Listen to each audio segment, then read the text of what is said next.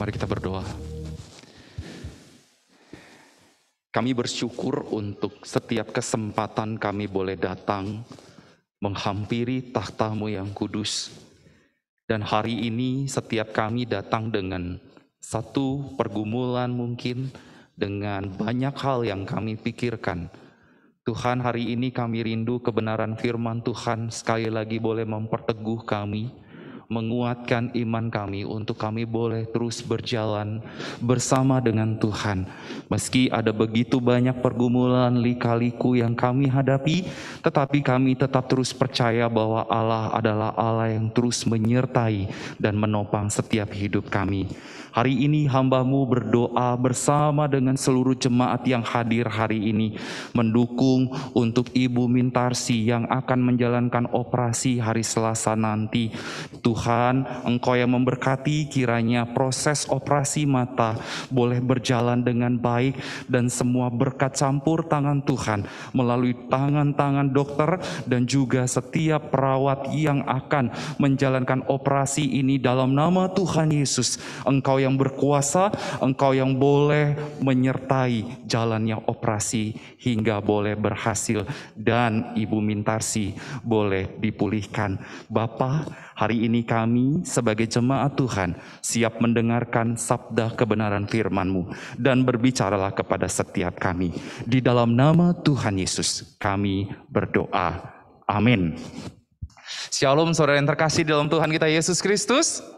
Ya, saya menyapa juga rekan-rekan yang ada di rumah saat ini yang menyaksikan melalui via Zoom dan juga YouTube. Saudara yang terkasih, hari ini kita akan bersama-sama melanjutkan topik pembahasan kita tentang worship, dan kita akan bersama-sama membuka satu bagian kebenaran firman Tuhan dari Yesaya pasal yang ke-6.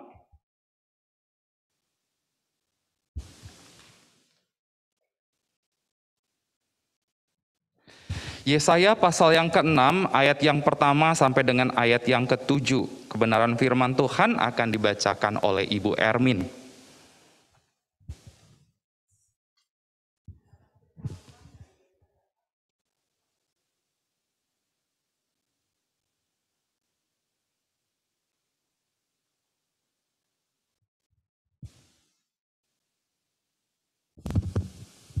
Yesaya 6 ayat 1 sampai 7.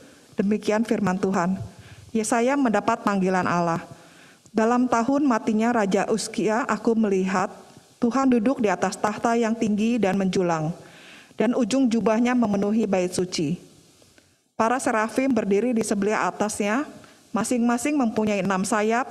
2 sayap dipakai untuk menutupi muka mereka, 2 sayap dipakai untuk menutupi kaki mereka, dan 2 sayap dipakai untuk melayang-layang. Dan mereka berseru seorang kepada seorang, katanya, Kudus, kudus, kuduslah Tuhan semesta alam, seluruh bumi penuh kemuliaannya. Maka bergoyanglah alas ambang pintu disebabkan suara orang yang berseru itu, dan rumah itu pun penuhlah dengan asap. Lalu kataku, celakalah aku binasa, sebab aku ini seorang yang najis bibir, dan aku tinggal di tengah-tengah bangsa yang najis bibir. Namun mataku telah melihat Sang Raja, yakni Tuhan semesta alam. Tetapi seorang daripada serafim itu terbang mendapatkan aku. Di tangannya ada bara yang diambilnya dengan sepit dari atas mezbah. Ia menyentuhkannya kepada mulutku serta berkata, lihat, ini telah menyentuh bibirmu, maka kesalahanmu telah dihapus dan dosamu telah diampuni. Demikian firman Tuhan. Amin. Oke. Ya, thank you Bu Ermin. Saudara yang terkasih dalam Tuhan, hari ini kita akan bersama-sama membahas satu topik terkait tentang bagaimana menyembah Allah yang kudus. Saudara, kalau kita berbicara tentang Allah yang kudus atau kekudusan Allah, artinya kita sedang melihat karakter Allah, ya. Karakter Allah yaitu kekudusannya, ya. Jadi saudara, karakter Allah ini sangat melekat sekali di dalam diri daripada Allah sendiri. Nah, ketika karakter ini sudah melekat di dalam diri Allah sendiri, maka dari itu sebagai umat Tuhan yang sudah percaya, ya, kita pun dipanggil seperti itu ya saudara, untuk hidup kudus di hadapan siapa? Di hadapan Allah, sebab Dia adalah Allah kita yang kudus. Maka dari itu tadi dikatakan bahwa di dalam ayat yang ketiga, kudus, kuduslah Ya, kuduslah Tuhan semesta alam seluruh bumi penuh dengan kemuliaannya. Artinya apa saudara? Bahwa kekudusan Allah itu adalah sesuatu hal yang penting, ya, yang ingin kita bahas bersama-sama, yang ingin juga Yesaya ingin perlihatkan kepada setiap kita di dalam penampakannya, ya, di dalam penglihatannya. Nah, saudara yang terkasih dalam Tuhan, kalau kita berbicara tadi terkait tentang yang namanya kekudusan Allah, saya rindu mengajak kita untuk apa sih artinya dari kekudusan Allah itu, saudara ya. Jadi, saudara yang pertama bahwa kalau kita berbicara tentang yang namanya kekudusan Allah atau Allah yang kudus, itu artinya bahwa Allah itu mutlak, berbeda dengan semua ciptaan, seperti itu saudara. Dan Allah yang transenden itu tinggal yang tinggi itu, yang jauh itu dari manusia. Dengan penuh kemuliaan, kata kebenaran firman tahun tadi, dengan penuh kemuliaan dan tidak terbatas. Maka dari itu saudara, kalau kita baca dan melihat dalam Keluaran pasal yang ke-15 ayat 11, di situ dikatakan, siapa yang seperti engkau, yang mulia seperti itu ya saudara, di dalam kekudusannya. Wow, tidak ada saudara. Apakah ada Allah lain ya yang sama seperti Allah kita yang kudus, Allah semesta alam itu? Tidak ada saudara. Nah saudara yang terkasih di dalam Tuhan, menarik sekali ketika kita belajar dan mengerti arti kata kudus yang istilah dari bahasa Ibraninya itu ya nggak asing lagi bagi setiap kita, yaitu kados. Ya, apa sebenarnya arti daripada kados itu sendiri? Arti dari kados itu sendiri adalah terpisah. Seperti itu ya, terpisah, unik, kemudian dikhususkan, berbeda. Nah, kalau kita mengkaitkannya ini dengan Allah seperti itu, memang Allah itu terpisah, khusus, dan unik, berbeda. Ya, dari semua apa? Dari semua ciptaannya. Nah, maka dari itu saudara tidak heran ketika Allah itu memerintahkan kepada bangsa Israel ya di dalam 10 perintahnya, kuduskanlah hari Sabat. Apa artinya saudara? Kalau kita kaitkan dari kata kados tadi, itu artinya perintah Allah ini ya agar dilakukan oleh siapa? Bangsa Israel. Untuk apa? Dikhususkan. Betul ya saudara ya. Apa yang dikhususkan saudara?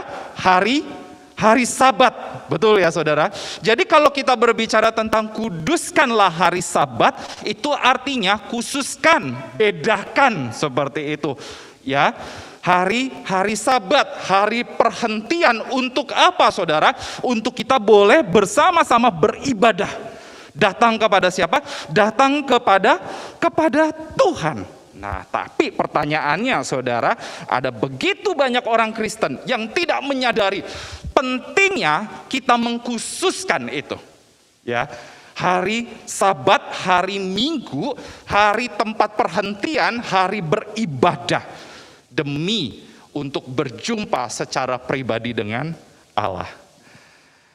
Yang kedua saudara, kalau kita berbicara lagi terkait tentang Allah yang kudus, Allah itu tidak hanya mutlak, berbeda, unik, khusus seperti itu dari semua ciptaannya.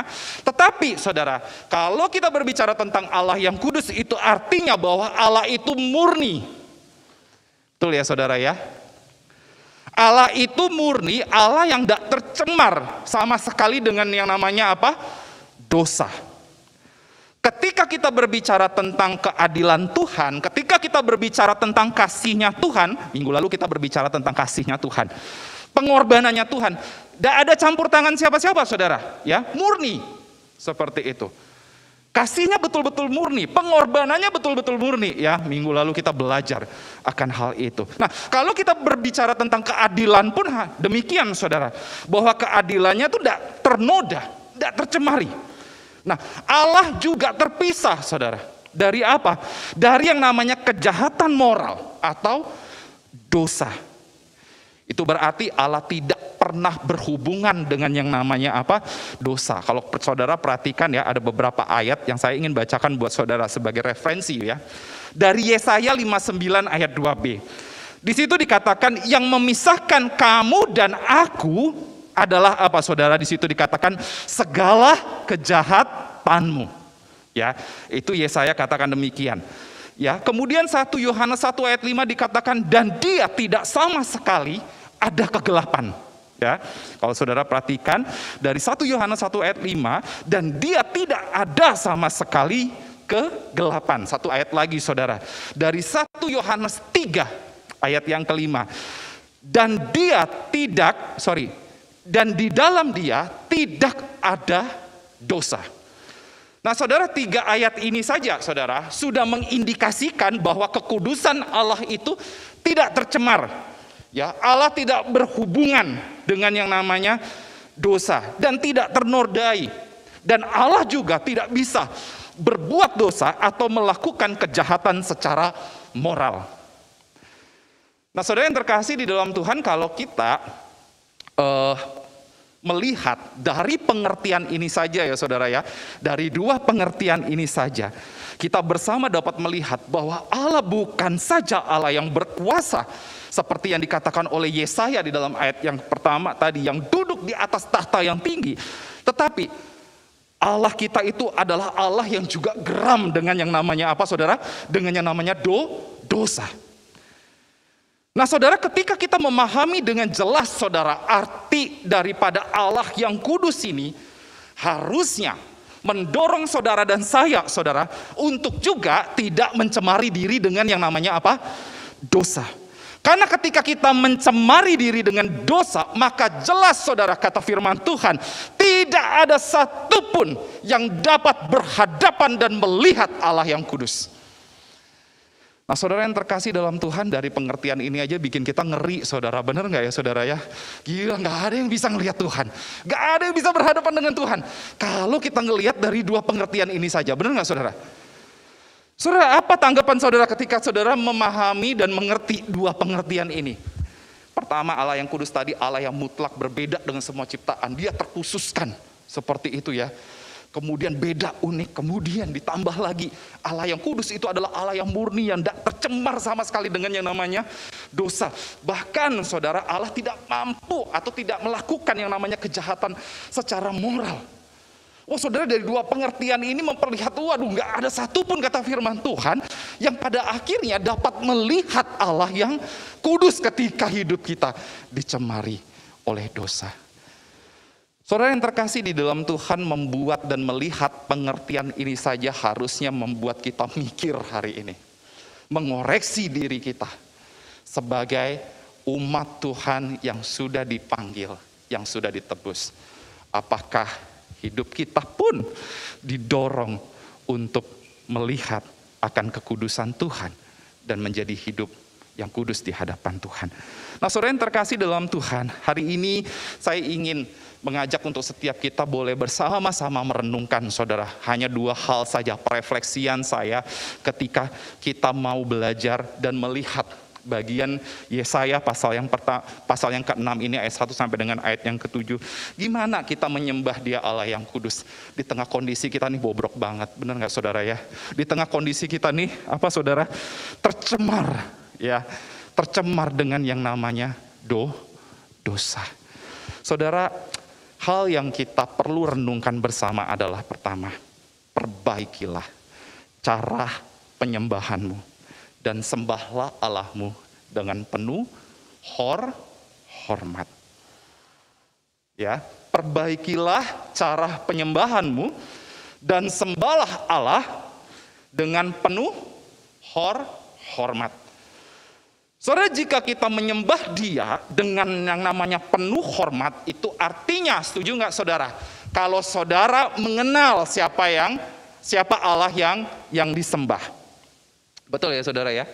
Kalau kita misalnya ya menyembah Dia, Allah itu dengan penuh hormat, itu artinya saudara dan saya itu mengenal dengan benar siapa? Mengenal dengan benar Allah yang disembah. Saudara, sebuah gereja itu melakukan sebuah riset kepada seluruh jemaatnya. Lalu ada 90% nih saudara, dari anggota gereja, dari jemaatnya itu setuju dengan pernyataan ini saudara. Saya ingin menyenangkan dan menghormati Yesus dalam semua hal. yang saya lakukan. 90% semua anggota jemaat itu setuju dengan pernyataan itu. Tapi saudara, ketika ditanya secara pribadi berapa sering mereka membaca Alkitab di luar dari ibadah gereja. Mau tahu jawabannya saudara? Mau tahu ya saudara ya? 19% ngomong gini, tiap hari. Wow. 26% ngomongnya gini saudara, berapa kali seminggu. 14% mengatakan bahwa membaca Alkitab itu sesekali aja seminggu. Nah, unik lagi nih saudara, 22%, banyak banget ya saudara ya. Cuman baca firman Tuhan itu 1 bulan 1 kali. 18% mengatakan tidak pernah sama sekali. Pertanyaannya, saudara termasuk kategori yang mana? 19% setiap hari, 26% cuman seminggu sekali, 14% ya cuman 3 minggu atau 2 minggu sekali, 22% yang cuma 1 bulan 1 kali, atau 18% yang mengatakan aku tidak pernah baca Alkitab. Angkat tangan saudara, siapa yang di angka 19%? Ada yang di 19% saudara. Yang 26% ada? 14% ada? 22% ada? Gimana saudara? Atau yang 18% tidak pernah sama sekali? Coba bilang sebelah kiri, sebelah kanan saudara. Saudara kategori yang mana nih di jemaat? Ini research yang dilakukan oleh sebuah gereja saudara ya. Kira-kira saudara yang bagian mana nih? Orang yang setiap hari baca firman Tuhan, atau saudara dikategorikan orang yang gak pernah sama sekali baca firman Tuhan? Ayo saudara, bilang sebelah kanan, sebelah kirimu. Gitu. Ada gak saudara? Kira-kira saudara masuk kategori yang mana? Yang jarang atau yang tidak pernah sama sekali, atau pernah lah 1 minggu 1 kali? Yang 1 minggu 1 kali boleh angkat tangan? Oh ya, 1 minggu 1 kali, jujur ada 1 orang gak boleh lihat ke belakangnya saudara ya. Yang 1 bulan 1 kali. Yang gak pernah sama sekali angkat tangan. Wah ini gimana ini saudara ya. Ini malu atau ketakutan nih saudara ya. Oke. Yang pernah baca firman Tuhan tiap hari boleh angkat tangan. Puji Tuhan, wah puji Tuhan, wah aduh senang banget. Wah puji Tuhan, ya senang lihatnya ya. Wow. Saudara yang terkasih di dalam Tuhan kita Yesus Kristus, bagaimana saudara kita itu dapat menghormati Allah yang kudus jika kehidupan kita tuh tidak pernah dibangun dengan sebuah pengenalan yang dalam tentang siapa? Tentang Tuhan. Simpelnya baca firman Tuhan. Gimana kita bisa mengalami Tuhan yang hidup itu? Kalau kita sendiri tidak membuka diri untuk apa? Bergaul, untuk mengenal Dia, ya, secara dalam di dalam pengenalannya akan kebenaran firman Tuhan. Nah, saudara, kalau kita perhatikan, coba perhatikan ayat yang kedua. Para serafim itu ketika mereka berhadapan dengan yang namanya kekudusan Allah, ya, di sana dikatakan bahwa mereka tuh memakai sayap mereka untuk menutupi apa saudara? Muka. Kemudian mereka memakai sayap mereka lagi untuk menutupi apa? Kakinya. Saudara yang terkasih, artinya apa? Ini menjadi sebuah bentuk rasa takut, rasa hormat menghadapi yang namanya kekudusan siapa? Kekudusan Tuhan. Para serafim ini merasa bahwa waduh, kaki ini yang paling kotor. Ya, yang paling hina. Seperti itu, enggak layak, enggak pantas menghadap siapa? Menghadap kekudusan Tuhan. Untuk itulah saudara, di dalam setiap kehidupan kita sebagai anak Tuhan, harusnya penyembahan kita kepada Allah yang kudus itu harus dipenuhi dengan rasa takut, rasa hormat. Kepada siapa? Kepada Tuhan. Saudara, saya rindu untuk kita buka satu bagian ayat firman Tuhan dalam Ibrani 12, saudara.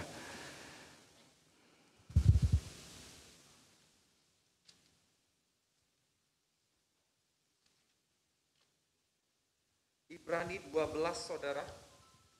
Ayat 28 sampai dengan ayat yang ke-29.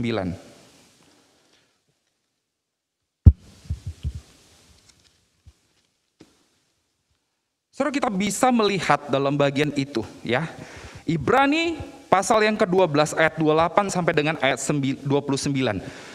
Jadi karena kita menerima kerajaan yang tidak tergoncangkan, marilah kita mengucap syukur dan beribadah kepada Allah menurut cara yang berkenan kepadanya.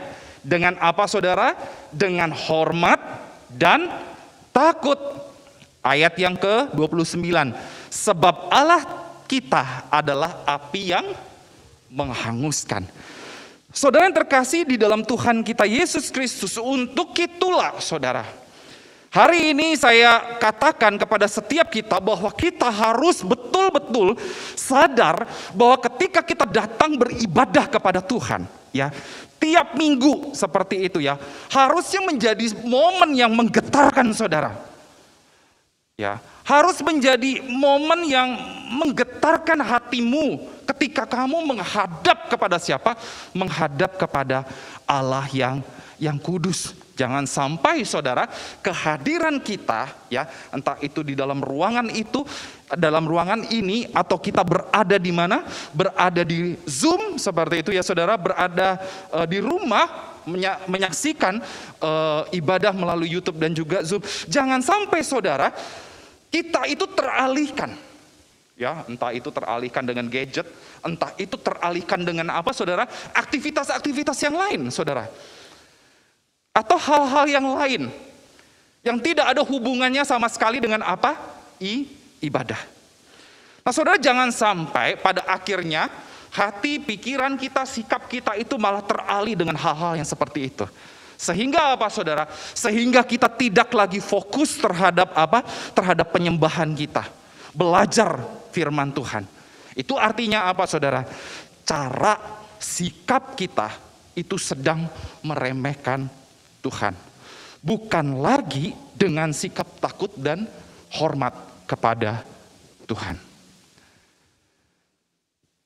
Saudara, saya tidak tahu ketika saudara datang ke rumah Tuhan hari ini dengan sebuah perjuangan seperti itu ya saudara ya, di tengah kondisi di era pandemi seperti ini ya saudara ya, datang kepada Tuhan. Apakah ketika engkau sampai di tempat ini ada rasa takut, kagum, hormat kepada Dia? Itu yang pertama. Yang kedua saudara, ketika kita berbicara bagaimana ya caranya kita boleh menyembah Tuhan yang kudus itu di tengah kondisi kita yang tercemar ini. Yang kedua adalah sembahlah Dia dengan sebuah pengakuan akan ketidaksempurnaan diri. Secara moral, cara sikap kita yang kadangkala seringkali ya melukai hati Tuhan, dan hiduplah kudus di hadapan Dia. Ini menjadi poin yang perlu kita renungkan bersama. Sembahlah Dia dengan sebuah pengakuan akan ketidaksempurnaan diri secara moral, dan hiduplah kudus di hadapannya. Saudara, mari perhatikan kembali di dalam Yesaya pasal yang ke-6 ayat yang ke-5 tadi saudara. Saudara, di situ Yesaya menyadari dirinya itu penuh apa saudara? Penuh keberdosaan. Di situ dia mengatakan, aku ini najis. Benar ya saudara ya? Di dalam ayat yang ke-5, aku ini najis. Hidup di antara bangsa-bangsa yang apa saudara? Yang najis bibirnya. Nah, ketika saudara Yesaya mengatakan hal ini, bukan berarti Yesaya itu ada di dalam sebuah kesalahan yang besar, ya, tidak. Melainkan saudara, ketika Yesaya berhadapan dengan kekudusan Allah, ia melihat dirinya betapa bobroknya dia, betapa kotornya dirinya siapa? Dia di hadapan Tuhan yang kudus itu saudara. Saudara, semakin kita belajar ya tentang kekudusan, semakin kita merasa bahwa kita ini tidak kudus di hadapan Tuhan. Berdosa, bercela, banyak hal yang tidak benar yang seringkali kita lakukan di hadapan Tuhan. Dan membuat kita sadar tentang siapa diri kita ini yang sesungguhnya di hadapan siapa? Di hadapan Tuhan. Maka dari itu sekali lagi Nabi Yesaya mengatakan, celakalah aku akan binasa. Sebab aku ini ya orang yang najis bibir, dan aku tinggal di tengah-tengah bangsa yang najis bibir, namun mataku melihat siapa saudara? Melihat Sang Raja, yakni Tuhan semesta alam. Saudara, ini menjadi sebuah respon yang diberikan oleh Nabi Yesaya ya, ketika dia melihat akan kekudusan Tuhan di dalam penglihatannya. Respon pengakuan akan ketidaksempurnaan dirinya.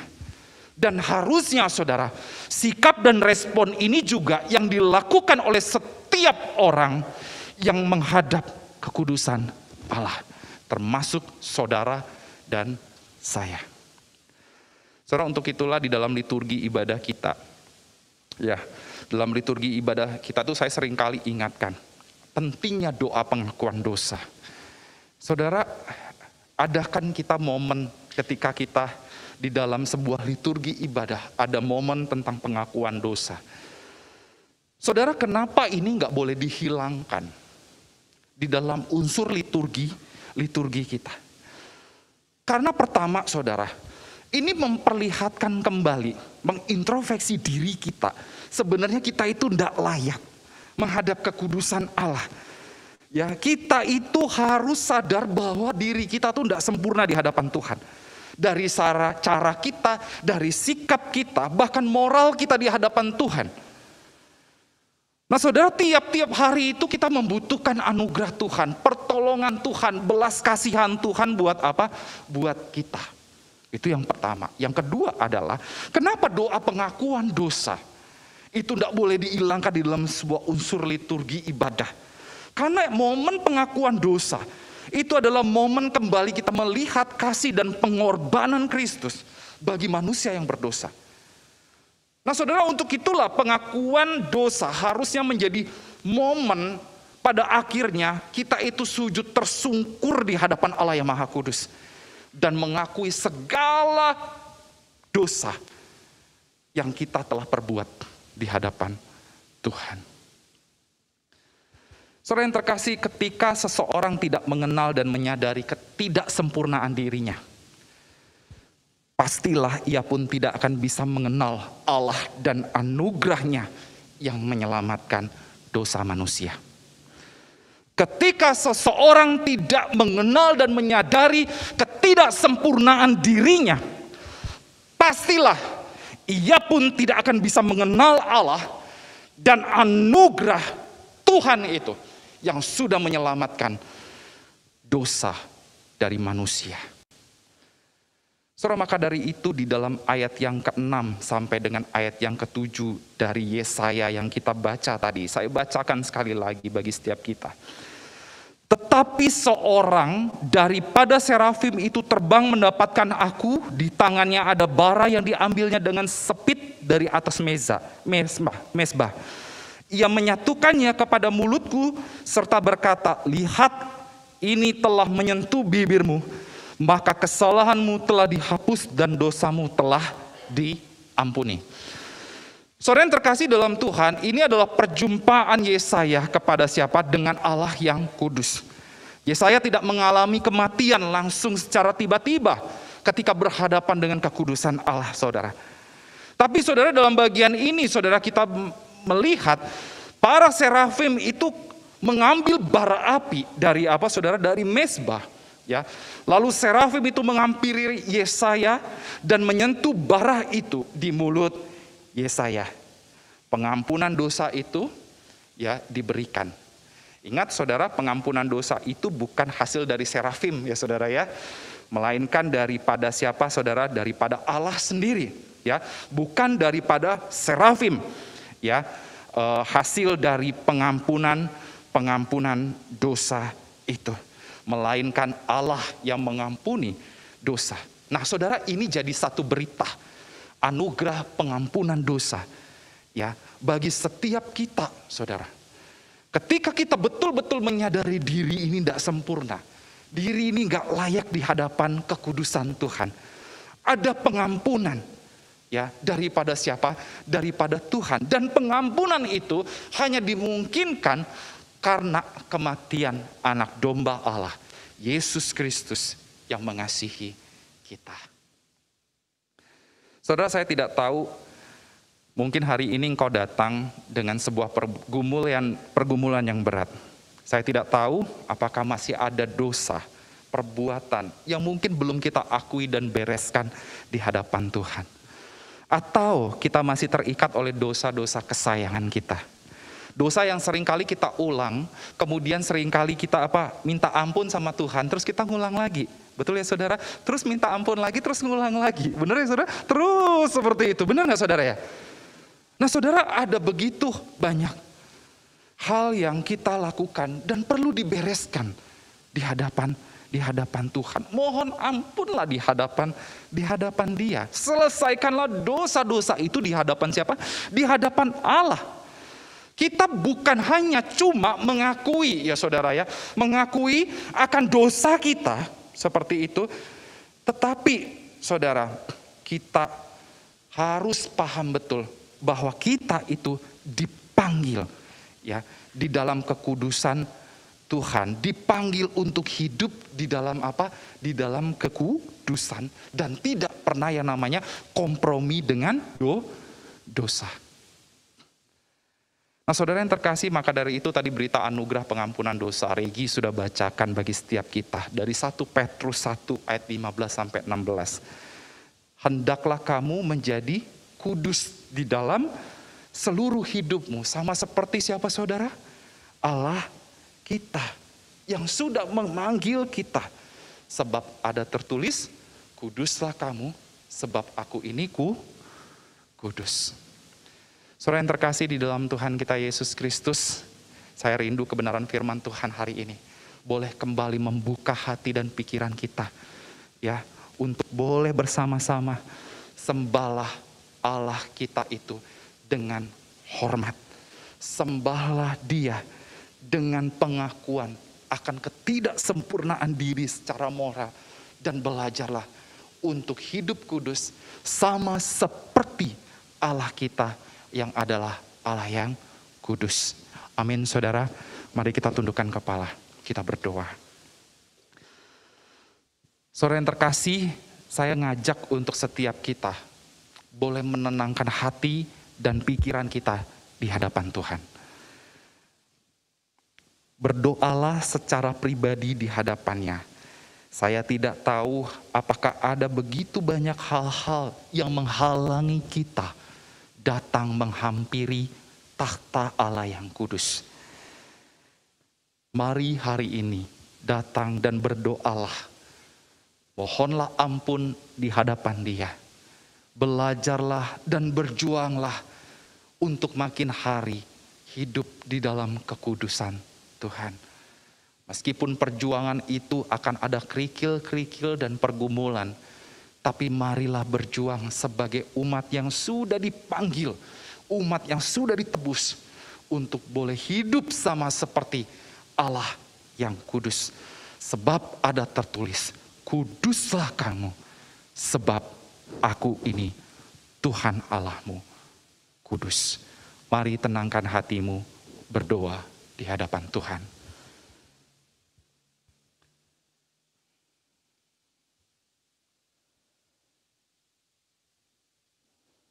Ampunilah kami ketika kami meremehkan Engkau ya Tuhan. Ampunilah kami ketika kami masih menganggap diri kami sempurna, mampu menyelesaikan dosa-dosa kami dengan tangan kami sendiri. Ampunilah atas kesombongan dan kecongkakan diri ini Tuhan. Kami menyadari bahwa kami ini adalah pribadi yang tidak sempurna dan seringkali jatuh dan jatuh berulang-ulang. Hari ini dengan tersungkur dan bersujud di hadapan-Mu Tuhan, ampunilah kami, manusia yang berdosa ini, yang kadangkala terus menyakiti hati Tuhan, yang kadangkala terus meragukan Tuhan, yang kadangkala terus meremehkan Tuhan di dalam hidup setiap kami. Ajar kami hari ini tersungkur dan bersujud di hadapan-Mu. Kami mohon ampun Tuhan, karena sebagai manusia yang penuh dengan kelemahan kami seringkali menganggap Tuhan kami itu adalah Allah yang kami remehkan. Hari ini kiranya melalui kebenaran firman Tuhan, kami sekali lagi boleh diingatkan untuk tetap terus boleh belajar, datang kepada Tuhan dengan takut dan hormat, datang kepada Tuhan dengan ketidaksempurnaan diri. Dan kami rindu terus belajar untuk menjadi sama seperti Allah kami yang hidup, Allah yang kudus. Dan kami rindu tiap-tiap hari menjaga hidup kami makin murni, kudus di hadapan Tuhan. Ini doa kami Tuhan. Di dalam nama Tuhan Yesus kami berdoa. Amin.